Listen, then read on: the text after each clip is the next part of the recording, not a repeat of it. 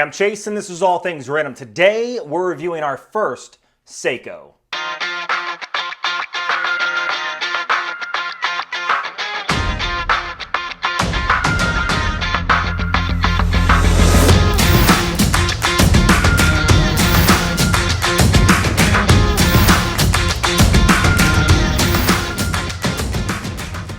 Now, it's hard to believe that I have over 150 review videos on electronics, watches, and everything under the sun. That is why it's called All Things Random. It's amazing that this is the first Seiko that I've actually reviewed. I've probably reviewed around 50 or 60 different watches and watch accessories, but this is my first Seiko. Now, as much as I like this Seiko, I am going to be putting it up for sale on my eBay store because I just don't need another watch. So straight from my shop to your wrist, if you guys are interested, the link is down in the description below. Now let's just flip the camera around and dive right into the Seiko field watch. And here it is, the Seiko SNK805. This is the K2 or the green dial. So this is my first Seiko. The thing that really appealed to me about this watch is the fact that it is a field watch, and I wanted to do a review on a proper field watch. Now let's just unbox it real quick. I have unboxed this already, put it back together so you guys would know exactly what you're getting. This just comes in a standard cardboard case, not too bad. And there is the watch itself on a Seiko pillow. Let's take it off.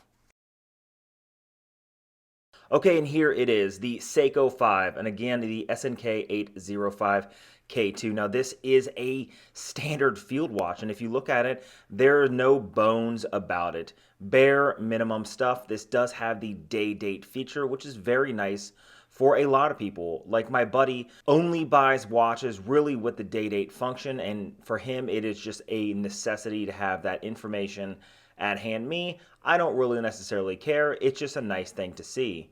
Now, this Seiko 5 is a military-inspired field watch housed in this stainless steel case that is bead blasted, 37 millimeters in diameter, so it is slightly small, 12 millimeters thickness. It is an automatic movement, and it does have a lug width of 18 millimeters. This does come on a nice green canvas strap. The thing that really appealed to me about this strap when I first laid hands on it is the fact that these holes are reinforced. It's nice to see because over time, if it isn't reinforced, the canvas tends to fray and it just ruins the watch. So it's really nice to see.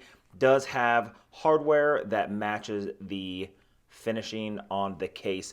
Overall, the case has a very nice appeal. Again, it has that rugged look and that rugged style, and it, to me, is a bit small at 37 millimeters. However, field watches are meant to sort of just disappear on your wrist until you need them. This is easily going to slide under any cuff that you have and only utilized when you need it. Now, the movement in this is the Seiko Caliber 7S26B 21 jewel automatic movement. Does not hack, does not hand wind, but it works very well. It is a workhorse. And with that, like I said, it does feature the day date right there. Let's go ahead and check out the functionality.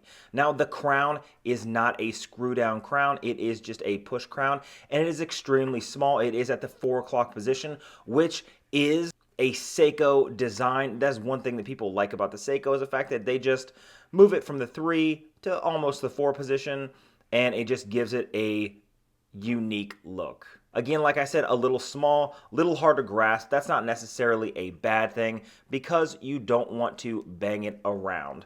Now, it is pulled out into the first position, rotate clockwise, and the date changes right there. See, it pops over, quick change, and rotate it counterclockwise, and the day of the week changes. And it is bilingual there. Pull it out one more time, one more pop, and then you can change the time. Now let's see how the date flips over when it nears the midnight. So we're at 11 right here, and you see right here, just before 11 o'clock, the date is beginning to change over. Slowly starts to change. And right there, 10 minutes before midnight, the date changes, continue forward, and the day of the week begins to change and pops over. So it takes about 2 hours for them both to click over. Well, most people are asleep at that time, so not really a big deal. Pop back in, and the sad thing about this, it only has 30 meters of water resistance. That is going to be a big con of this watch being a field watch. Now let's take a closer look at the dial. Now there are a few things that I believe you need when it comes to a field watch, and that is legibility and durability. And like a pilot's watch, you want to quickly be able to reference the time. A pilot's watch being slightly larger and a field watch being slightly smaller, so it's more easily worn while you're out in the field. Now, I think this watch does have legibility for sure. It is designed for legibility. If you look around the minute track along the outside, it has the quick reference minutes of 5, 10, 20, 25 around the outside. And in the inside hour track, it has everything labeled also. The hands, I believe, are perfectly proportioned for this quick referencing in time. If you look at that hour hand, it hovers just slightly over the hour marker. If you look at the minute hand, it hovers just slightly over the minute markers. So this is a quick reference in time. And again, it does offer the day and date function at the 3 o'clock. Another feature that I really like about this is that second hand. I like the fact that it has a counterbalance lume pip on the backside, and it has a nice red tip that covers about a third of the upper part of the second hand that rotates around. It gives it a nice contrast on that green background. The last thing that I really love about this dial and that I love about Seiko as a company is they do a great job when it comes to their quality control, when it comes to their field watches. I know a lot of people complain about the Seiko SKX and some of the quality control issues they have with bezel alignment. However, if you look up close on this dial, everything looks like it's printed immaculately. Everything looks like it's held to a higher standard than the price point that's offered for this watch. Again, I picked it up at just over $100. Now let's talk about some pros and cons of this watch. Now a pro and a con to me is the 37mm case size. It is a good size, it is small, and it is out of the way when you're out in the field. It does slip underneath the cuff very well. However, my 7¼ wrist, and I'll pop it on the wrist in just a minute, it just feels a little bit small, but that's what this is designed to do. I just like watches at the smallest around, 39mm. The only thing that I like at 36mm is the date just, but that's just because, I like the overall design. This watch, it does disappear. It is pretty light. I just wish it was just slightly larger, but some people may call me blasphemous for that. Another pro will go back to legibility. It is very legible, and not just is it legible, but it has Seiko durability, and it's known for its toughness. And speaking of durability, the Seiko 7S26 apparently C that's in this is extremely durable. In fact, when I looked it up, I was extremely happy with the quality that comes out of this and a lot of the good things that people say about this movement.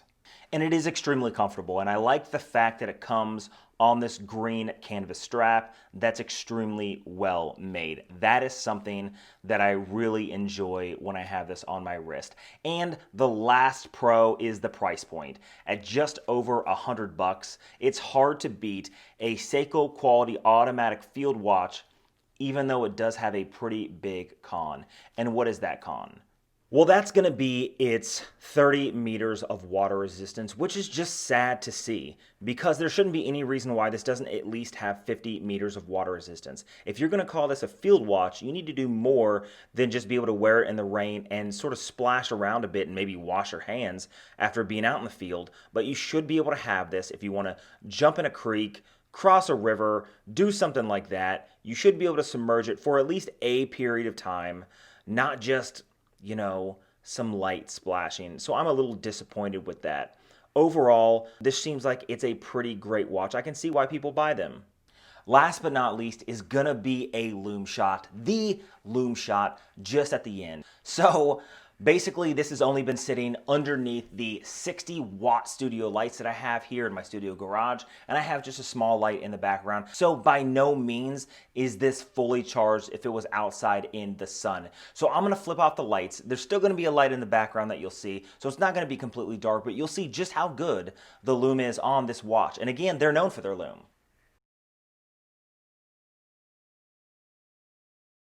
So it does shine pretty bright, even with a light in the background. So imagine if this was in the sun for any period of time, it would charge right up and it would be just brilliant. Now, one of the things that a lot of other companies really skimp on, especially at watches at this price point, is the Lume. Most watches that are, again, at this price point, minus the Carnival Tritium that I did, will skimp out on the Lume. That's the first thing that they'll cut when it comes to their budget. Now, all in all, this thing is actually pretty good on the specs, and it's pretty great on the wrist. I would give this probably a good solid 8 out of 10 on a scale of 1 to 10, 10 being the best. I have to say that because some people are like, like 1's the best. Now, who says 1's the best? 10's the best. 10. Are you a 10 or are you a 5? If someone says, hey, I would consider myself a 1, well, that's because you're a loser. Just kidding. Anyway, if you like videos like this, hit that subscribe button down below. Leave a comment on the content you guys would like to see on this channel. I have so many videos coming up in the future. In fact, I have another review coming out in 2 days, so hit that notification bell so you guys can be notified when I drop my next video. Until next time.